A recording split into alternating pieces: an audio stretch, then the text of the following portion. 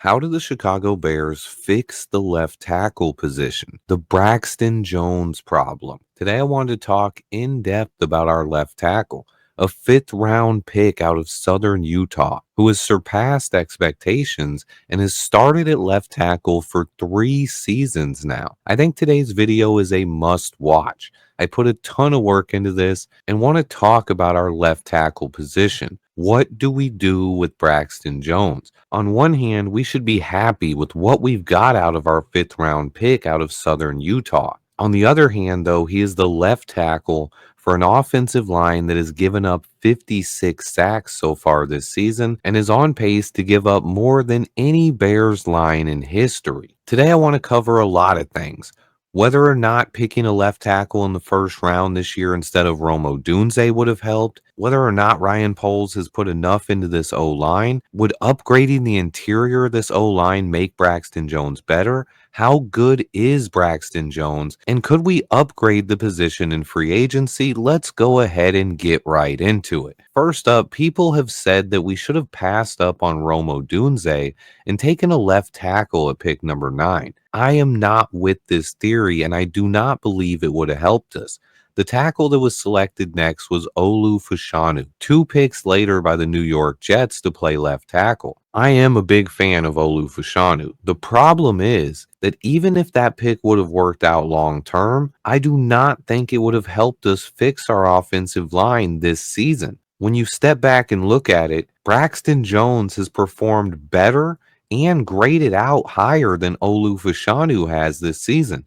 He's also played more snaps. Comparing them side by side, and you can see that even though Fashanu might be the better player, he has not been better than Braxton Jones this season. He's played less snaps. He's also split time at left and right tackle with some reps at guard. And overall, Olu has not faced consistent elite pass rushers that Braxton has, and yet he's still graded out nearly 30 points lower than our current left tackle. So 2 things can be true here. Braxton Jones has struggled, but he's also playing better than the rookie tackles we could have selected in place of Romo Dunze. So for all the people who think that would have magically fixed our offensive line, think again. Okay, and now I want to move on to my next point. How good is Braxton Jones? Especially when considering the proven fact that tackles take time to develop at the NFL level. I've studied the NFL draft most of my life, and one thing that scouts will tell you is common around the league is young tackles struggling early on. They come into the NFL and immediately have to face freak edge rushers week after week, each one delivering relentless pursuit and a wide variety of pass rush moves. When studying young tackles' development around the league, most people will point to the Detroit Lions and Penei Sewell as an example of building through the draft and turning our offensive line around quickly. People will forget that the Lions took 7 years minimum to build that offensive line with more than a handful of early round selections. On top of that, it wasn't until Penei Sewell's 3rd season in the NFL when he became the elite player we see today. During Sewell's first 2 years in Detroit, he struggled. And Sewell was a generational level talent at tackle, one of the best tackle prospects I've ever graded, a surefire top 10 pick, and he still struggled in his first couple of years. Meanwhile, Braxton Jones was a 5th round pick out of Southern Utah that nobody had much faith in. But when you compare Braxton's first 2 seasons against Penei Sewell, it's pretty surprising how comparable the numbers are. During their rookie seasons, they played almost identical amount of snaps. Penei Sewell played 1,039, Braxton played 1,033. Other than that, the stats were pretty similar. Braxton Jones played left tackle and gave up 7 sacks. Penei Sewell played right tackle and gave up 5 sacks. 35 pressures for Penei, 40 for Braxton. The penalties were 12 for Braxton and 11 for Penei. During their second season, though, both players gave up 2 sacks.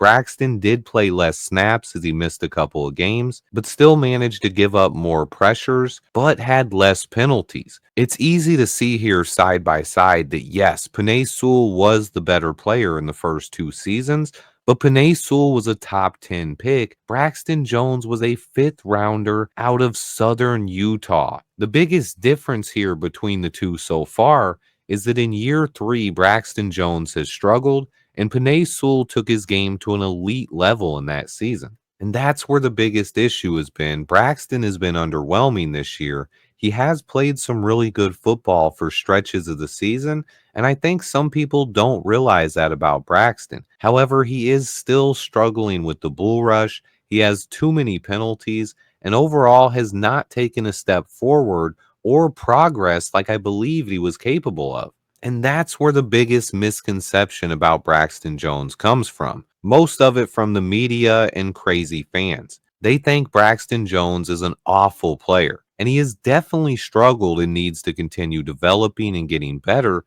But for some reason, there's a narrative that he's just awful, and replacing him with anybody would fix all of the issues on the Bears O line. These people think that Braxton is just a bad football player, but that is where they are wrong. He is a starting caliber left tackle in the National Football League. He is only 25 years old and will continue to get better. He has elite athleticism, arm length, work ethic, and high IQ. If the Bears move on from him, Braxton Jones will find another starting job in the NFL. And this is where the situation gets even more muddied. Yes, Braxton Jones is a starting caliber left tackle in the NFL, but no, he has not played good enough for the Bears to be pleased with his development. Both of those things can be true, and that's what most people are missing. There are 62 starting tackles in the NFL every week. 62. You would think, based on how the media and fans talk about Braxton, that he would be one of the worst. That is simply not true. He grades out as the 21st best tackle in the entire NFL, meaning it's entirely possible the Bears could replace him with a player who is much worse. Think about that for a minute. It's extremely rare to find a quality left tackle in free agency, and if you do, it's going to cost you an arm and a leg. On top of that, rookie tackles struggle in the NFL. So if there's not many options on free agency and rookie tackles struggle, how do you upgrade from Braxton Jones, who's actually been pretty good? And on top of that, the upcoming free agent tackle class was already weak. Garrett Bowles, who would have been a great fit, just signed an extension in Denver. So how do the Bears upgrade at left tackle and find a player that is better than Braxton Jones? Let's imagine the Bears got lucky and landed the best remaining left tackle on the market. There is not much left after Bowles got extended by the Broncos, but one potential option would be left tackle Ronnie Stanley from the Baltimore Ravens. So let's pretend Stanley hits free agency and the Bears sign him up, right? That's what everybody wants. You sign the best left tackle and you get a huge upgrade over Braxton Jones. But not so fast, guys. Look, I am a huge fan of Ronnie Stanley, and I don't think I would be against this move. However, just looking at how both players have played side by side, and suddenly you realize it might not be an upgrade. And then you also realize that Braxton Jones will only be 26 years old next season and will only be making $1 million.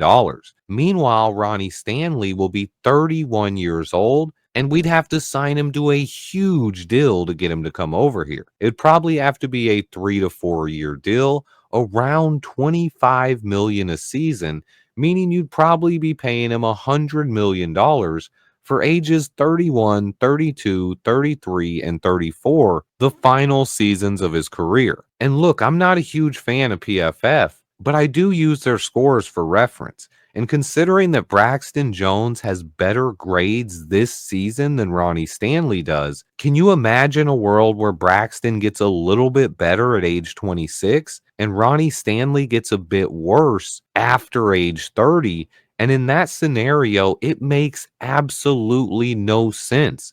to spend $25 million a season to not get much better or even improve at left tackle. And that's where this situation is so hard. And then you have to also consider another possibility here. What if Braxton Jones looked a lot better with an upgraded interior of this offensive line? We haven't got a chance to see Braxton play with the good O-line yet. It's not that hard to imagine. Even Lucas Patrick looked really good after he left the Bears this year. Charles Leno, who started for us for years, he left us and had a lot of good seasons in Washington. Part of the reason our offensive line is always so bad is because we don't have continuity and we don't have any Pro Bowl players on the line. What if we added a couple Pro Bowlers to the interior? I think by default that would make Braxton better. And so far, Braxton has been an average left tackle in the NFL. Nobody expected that out of the fifth round pick out of Southern Utah.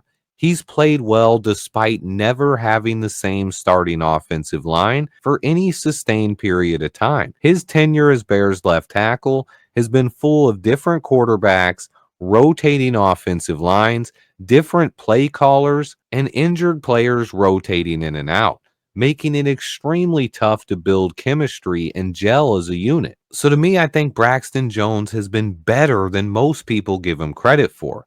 I get it though. 99% of our fan base is done with Braxton, and I might be too. But I feel like it's a disservice to this fan base to not realize he is actually a pretty good player. He is not elite. He needs to continue getting better, and he's only 25 years old and has the potential to do that. What if Ryan Poles signed Pro Bowler Trey Smith to play next to him at guard? What if he drafted a stud center and another guard, and the interior of this line was suddenly a strength? In that scenario, I believe it makes sense to give Braxton one more season while we continue developing Karan Amagaji behind him and see what Ryan Poles has found at left tackle. Here is the bottom line though. Do we need better play from our left tackle position? Is Braxton Jones a good player and a starter in the NFL? Yes. Can he develop into the player we need? I think he can, but he's running out of time here. If you are of the opinion that we need to replace Braxton, the best option would probably be picking one in the first round of the draft next year. And we already know that rookie tackles struggle, but the free agent options will be limited, and finding a starting left tackle after round one is a tough thing to do. Braxton Jones is a great story, and he's been a good draft pick by Ryan Poles. Remember what I just said. It's hard to find a starting left tackle after the first round. Shoot, it's even hard to find a left tackle in round one. Look at the Bears' history of drafting tackles. Chris Williams, Gabe Karimi, Mark Colombo. I could go on, but it's bust, bust, bust. The Bears have been unable to even hit on a first round left tackle the last 30 plus years. Meanwhile, Ryan Poles found a starting left tackle in round 5 of his first ever draft. And on top of that, Darnell Wright looks like a hit, and Karan Amagaji has shown flashes of upside as well. So let's give him credit for the Braxton pick, even if he doesn't stick around long term. It is possible that the Bears starting tackles are already on this roster. So I want to know, how do you guys feel about Braxton Jones, and what direction do you hope the Bears go at the left tackle position this offseason? Did this video change your opinion of Braxton Jones at all? Let me know in the comments. Remember to hit that like button for me. And until next time, bear down.